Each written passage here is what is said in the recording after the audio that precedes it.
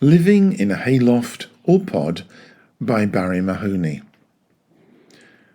The severe social and economic consequences of failing to provide sufficient housing for increasing populations is at last beginning to dawn upon national and local politicians in many countries. Although, as usual, UK politicians are slow to respond to the crisis. For far too long, governments of all political shades have ignored the issue of providing sufficient numbers of high-quality, low-cost housing for sale as well as for rent. It is disturbing, inhumane and unacceptable to see people living on the streets in some of the most prosperous countries in the world. The Canary Islands and Spain are not immune from this issue, since increasing demand for both permanent as well as holiday accommodation is a growing problem. A few interesting as well as challenging ideas are beginning to emerge that may well help.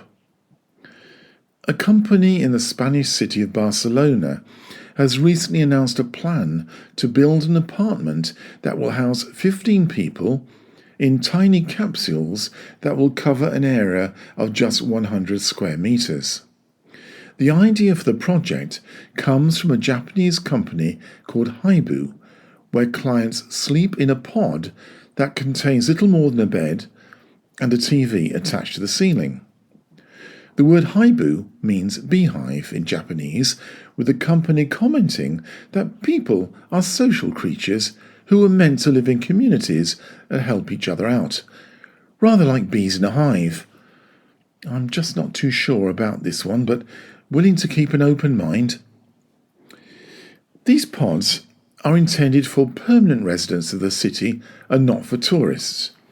Each pod is 120 centimetres wide, 120 centimetres high and 200 centimetres long. There's a bed and a headboard that can also be used for storage, shelves, a folding table, a wall socket and, of course, a USB phone charger. There are also communal areas such as a shared bathroom and kitchen facilities. With rapidly increasing rents in Barcelona, the company believes that its charge of €200 per month for each room is an attractive proposition. The company believes that its pods are a better option than a hostel or sleeping on the streets, and will allow clients some privacy until their financial situation improves. Now, city authorities are not happy with the idea, commenting that there's no room for such a project in Barcelona, and warn that any housing unit must have a surface area of at least 40 square metres, which means that this company will never obtain the necessary operating licences. Some commentators have already made the point that there's already a range of similar accommodation available in Spain, but in Spain's cemeteries, and these are called coffins. There are other options to consider. For instance, the municipality of La Orotava in Tenerife has recently developed an imaginative idea that will help to ease the shortage of homes for local residents.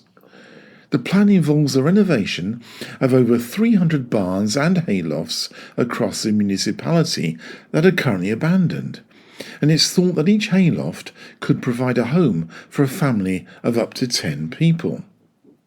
Now, haylofts were traditional buildings that were mostly built in the higher parts of the island. They could help to solve the problem of lack of housing, and local councillors assure residents that those who used them many years ago were kept warm in winter and cool in summer. Canary Islanders know a thing or two about unusual housing, since many residents have lived and indeed continue to live in traditional housing, such as caves, across several of the islands. Over many years of disuse and neglect, many of these haylofts will require careful rebuilding and renovation, but will be a much cheaper and faster alternative to building new, traditional homes. This imaginative idea of converting 300 barns will not only provide homes for local people, but will ensure that these attractive traditional buildings can be preserved for historical interest in the future. Now, this idea seems to have a future.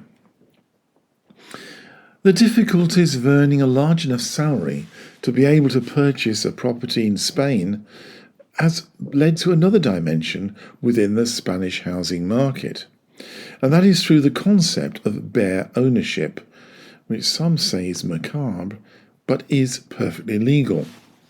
Elderly property owners are selling their homes for half the market value to willing buyers on condition that they can live out their final days in their home. When the elderly person dies, the new owner is then free to move in or sell the property at market value. Despite conditions attached to such a deal, there appears to be no shortage of buyers tempted by the longer-term benefits of the seller's death.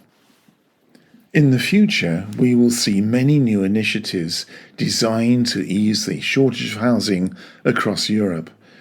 Some ideas will make better use of existing space through good planning, thoughtful renovation and design. Other schemes will no doubt focus mainly upon the profit motive, with little thought and compassion for those who will spend their lives there. Having a home is a basic human right, and failing to provide sufficient homes demonstrates a breakdown in the traditional embedded values of society. You have been listening to Living in a Hayloft or Pod by Barry Mahoney. This is part of the Letters from the Atlantic series. You can find out more about myself and my books by having a look at my website at www.barrymahoney.com. And thank you for listening.